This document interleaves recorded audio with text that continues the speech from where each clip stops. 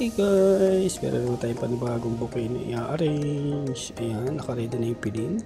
Itinusok ko na yung Casablanca. Tapos yung hydrangea. Ayan na yung crease. Nire-ready ko na rin. Ayan, ina-adjust ko lang para mas magandang tignan yung pag-arrange natin. At ang sabi ba naman ng customer, ako na bahala sa arrangement. Kaya ayan, pinagbubutihan natin at grabe ang tiwala ng customer sa atin. Kaya kailangan natin siyang gandahan. Ayan, tinusok natin yung mga baby crease. Isunod ko na yung rose. So, mga baby rose.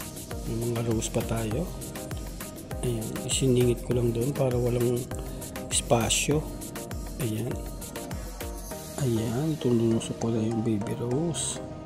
May isa pang kasunod na baby rose. Ayan, ilagay ko rin dyan. At nakukulangan ako sa design. Kumuha pa ako ng white na wax. Ayan, pinabadilibutan ko lang para magmukhang malaki. Ayan, dagdagan lang natin.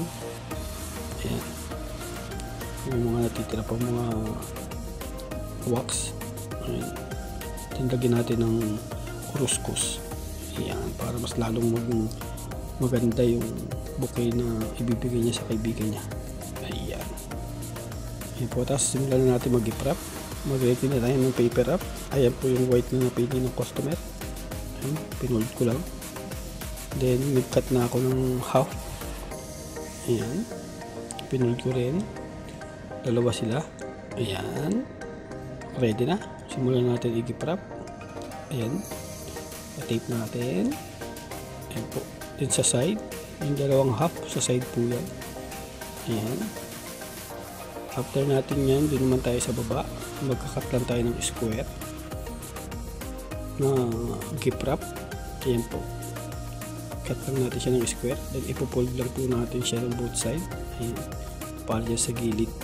Then i-cover na rin natin yan. Ayan. Gift wrap lang po. Kapilaan. Ayan. Tapan nyo lang. Ganyan po. Ayan. Tapos cover nyo rin po yung harap. And gagamit tayo dito ng double-sided tape para mas maganda yung gift wrap. Dikit-dikit, hindi malaglag. Ayan. Gamit na tayo ng double-sided tape. Ayan.